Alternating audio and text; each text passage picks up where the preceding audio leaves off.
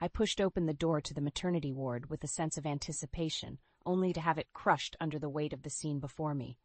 There, in a room filled with the soft coos of a newborn, was Emily, my childhood friend, and Jack, the man I called my husband. Between them lay the undeniable truth, a baby, their baby. "Anna, you're here." Emily's voice was falsely cheerful. "Meet Ethan, our little miracle." The words hit me like a physical blow, yet I managed to find a smile. "He's beautiful, Emily. Congratulations." Jack stood there, a picture of conflict. "Anna, I can explain," he stammered. I held up my hand, stopping him mid-sentence. "No need, Jack. I think the situation speaks for itself." Emily's eyes gleamed with a mix of victory and spite. "We didn't plan this, Anna. These things just happen." The coldness in my chest spread as I looked at them, my life unraveling in front of my eyes. "Yes, things just happen," I echoed hollowly. Jack's eyes begged for understanding. "Anna, please, let's talk about this." I shook my head, the reality setting in. "There's nothing to discuss, Jack. You've made your choice." Emily butted in, her voice sharp. "It's not like you were starting a family anyway. What with your career and all." I felt a surge of anger, but quickly masked it with a calm exterior. "My career has nothing to do with this betrayal, Emily. You know that." Jack tried to reach out, his face etched with regret. "Anna, I'm sorry. I never wanted to hurt you." I stepped back, avoiding his touch. "But you did, Jack. You both did." Turning to leave, I could feel their eyes on my back, heavy with unspoken words and guilt. As I walked out, Emily's voice, laced with fake concern, followed me. "Take care, Anna. We really are sorry." Outside, the hospital's pristine halls felt suffocating. I pulled out my phone with trembling hands and dialed a familiar number. "It's me." It happened. The baby, it's Jack's. My voice was steady, belying the chaos within. "I need your help. We need to meet immediately."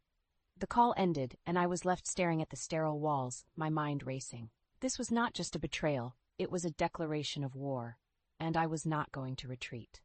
A week later, I sat across from my old friend, Lisa, at a quiet cafe downtown.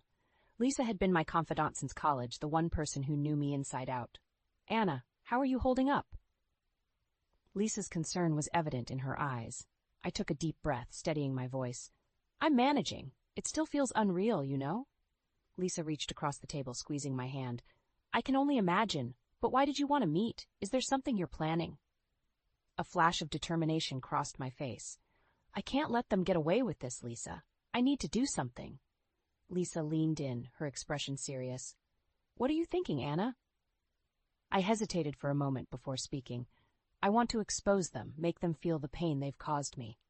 Lisa nodded, understanding my need for retribution. "Do you have a plan?" I outlined my idea, watching as Lisa listened intently. "First, I need to gather evidence. Texts, emails, anything that proves their affair." "Smart move," Lisa commented. "But how will you get this evidence?" "I have access to Jack's laptop. He's careless with passwords, and I know Emily's routine. It won't be difficult to catch her off guard."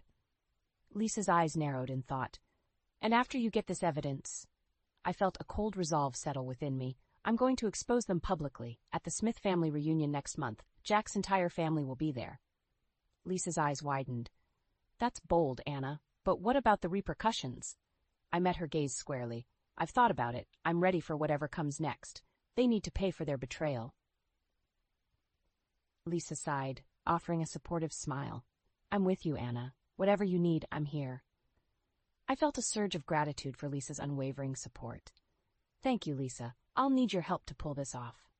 We spent the next hour strategizing, plotting each step with meticulous care. As I left the cafe, a sense of purpose filled me. Jack and Emily had shattered my world, but I was going to rebuild it on my terms. They would soon learn the cost of their deceit. The evening was chilly as I parked outside Jack's office building, waiting. Tonight was crucial. I needed to access his laptop to find undeniable proof of his betrayal with Emily. As Jack's car finally pulled out of the parking lot, I slipped inside, using the spare key he didn't know I had. My heart pounded as I made my way to his home office, a room once filled with shared dreams and now just a symbol of his deceit. I booted up his laptop, my fingers flying over the keys. Emails, messages, photos, the evidence of their affair unfolded before me. My heart ached, but I pushed the pain aside. This was about justice now. "Anna, what are you doing here?" I spun around, startled. Jack stood in the doorway, his face a mix of surprise and guilt. I could ask you the same, Jack, working late or just avoiding coming home. My voice was steady, but my insides churned with anger. Jack sighed, running a hand through his hair. I'm sorry, Anna. I know I've hurt you. I scoffed, turning back to the laptop. Sorry doesn't even begin to cover it, Jack. I trusted you. Jack moved closer, his voice softening. Anna, let's talk. We can fix this. I spun around, anger flaring. Fix this? How, Jack? By pretending you didn't betray me with my best friend? Jack flinched at my words, but his expression hardened. It wasn't planned, Anna. It just happened. I laughed bitterly. It just happened. That's your excuse? You destroyed our marriage, Jack. Jack's gaze dropped. I know I made a mistake, but I still love you, Anna. I shook my head in disbelief. Love? Is that what you call this? Sneaking around, lying to my face? Jack reached out, but I stepped back. Don't, Jack. We're beyond that now. My eyes returned to the laptop screen, the evidence glaring back at me. I have what I need now. Proof of your little affair. Jack's eyes widened in panic. Anna, please, think about what you're doing. I met his gaze, my resolve unwavering. I have thought about it, Jack, and I'm just getting started. Leaving Jack standing there, I walked out with the evidence I needed. It was time for them to face the consequences of their actions. The day of the Smith family reunion arrived, a perfect stage for the unveiling of Jack and Emily's deceit. I had meticulously planned every detail, the evidence securely tucked away in my purse. As I entered the grand hall, adorned with family portraits and laughter, I felt a surge of adrenaline. This was it, the moment of truth. Jack spotted me first, his eyes widening in surprise and worry. Anna, you came. I wasn't sure you'd... I cut him off with a cold smile. Miss this? Not for the world, Jack. Emily, seeing me, hesitated before approaching with a forced smile. Anna, it's good to see you. I nodded curtly, my gaze scanning the room. Quite the gathering, isn't it? As dinner commenced, I felt the eyes of Jack's family on me, their whispers barely concealed. I bided my time, waiting for the perfect moment. Finally, as the toast began, I stood, my heart pounding in my chest. May I have your attention, please?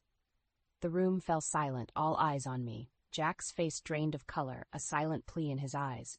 But it was too late for pleas. I have something to share, I began, my voice steady. About Jack and Emily. A collective gasp filled the room as I pulled out the photos and messages, displaying them for all to see.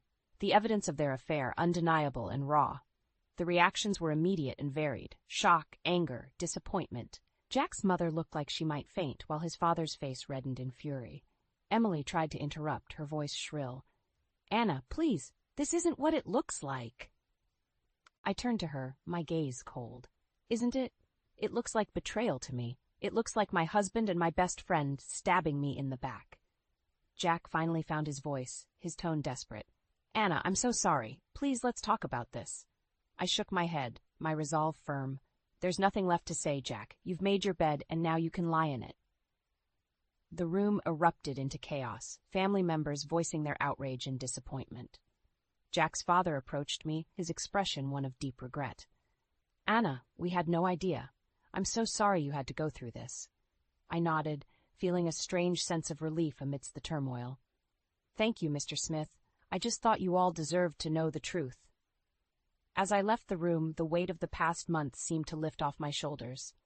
I had done it, exposed their lies, their betrayal. The path ahead would be challenging, but for the first time in a long time, I felt a sense of hope. In the weeks following the family reunion, the fallout from my revelation was more devastating than I had anticipated. Jack's family, once a pillar of support and pride, had shunned him, and Emily was now a pariah, her true character exposed. I sat across from Lisa at the same cafe where we had plotted our strategy, watching the ripple effects unfold. They're getting what they deserve, I said, a bitter taste in my mouth.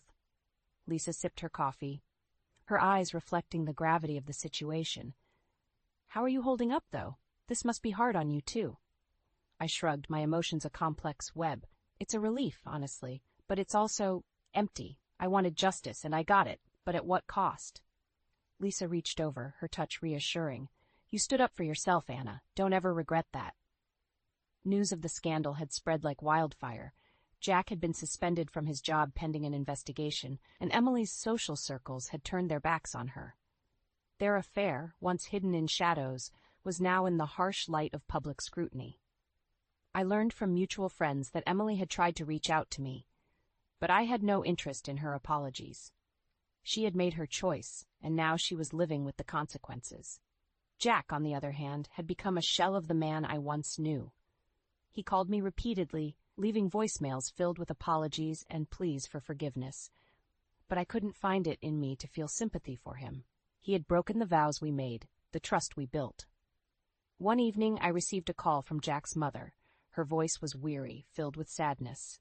"Anna, I just wanted to apologize on behalf of our family. We never knew about Jack's indiscretions. You didn't deserve any of this." Her words were kind, but they did little to soothe the pain. "Thank you, Mrs. Smith. I appreciate your call." As the call ended, I looked out the window, watching the world go by.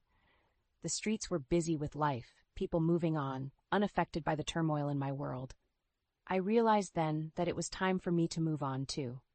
I had gotten my revenge, exposed the lies and deceit, but holding on to the anger and bitterness would only poison me further. I made a decision that day. It was time to close this chapter of my life and start anew. Jack and Emily had chosen their paths, and now I was choosing mine, a path towards healing and hopefully happiness. Several months had passed since I had laid bare the truth about Jack and Emily. The once tumultuous storm of emotions had settled into a calm acceptance. I found myself in a new phase of life, one marked by self-discovery and rebuilding. Lisa and I met again at our usual cafe, a place that had witnessed the unfolding of my revenge, and now my renewal. "You seem different, Anna. Lighter, somehow," Lisa observed, her eyes searching mine. I smiled, feeling a sense of peace I hadn't known in a long time. "I am different, Lisa. The whole ordeal with Jack and Emily, it forced me to reevaluate everything. I've let go of the anger. It was consuming me." Lisa smiled back, visibly relieved. "I'm so glad to hear that. Holding on to anger is like drinking poison and expecting the other person to die." I nodded in agreement. "And I've got news. I've decided to start a new chapter in my life." Lisa leaned in, her curiosity piqued. "Do tell." "I'm moving," I announced. "A new city, a new job, a fresh start." Lisa's smile broadened. "That's wonderful, Anna. You deserve all the happiness in the world." I sipped my coffee, feeling a sense of excitement for the future. "Thank you, Lisa. I'm looking forward to it." "Oh, and there's something else." "What is it?" Lisa asked, her eyes sparkling with anticipation. I hesitated for a moment, the words feeling surreal even to me. "I've met someone. His name is Michael. He's different, kind, understanding. We've been seeing each other for a few weeks now." Lisa's excitement was palpable. "Anna, that's amazing. Tell me everything about him." As I shared details about Michael, I realized how far I had come from the broken woman I was months ago. The pain inflicted by Jack and Emily's betrayal would always be a part of my story, but it no longer defined me. I had taken control of my narrative, turning a painful ending into a hopeful beginning. The sun set outside the cafe, casting a warm glow over the bustling city. Life moved on, relentless and beautiful in its persistence, and so did I, stepping into a future filled with possibilities and the promise of new beginnings.